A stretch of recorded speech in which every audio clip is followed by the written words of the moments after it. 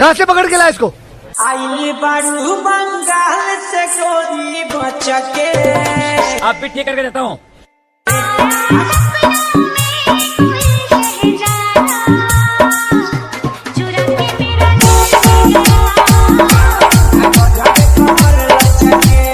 अरे जब भी ऊपर चढ़ता बंद क्यों कर देते हो? ये ढीले, जरा डीजल डाल।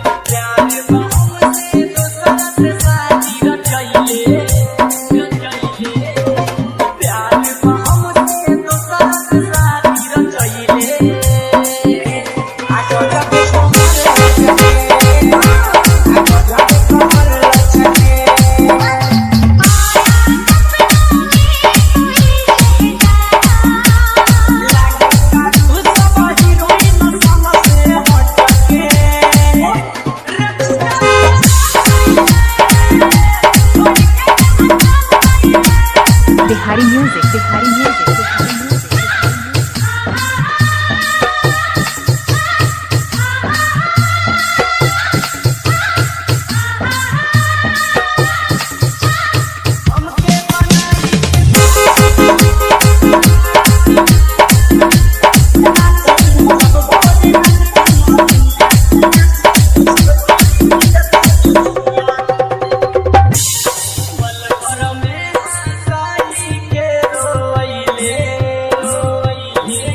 वो दुल्हन बनकर रुखसत हो गई। वाह वाह वाह वाह वाह वाह। वो दुल्हन बनकर रुखसत हो गई। वाह वाह वाह।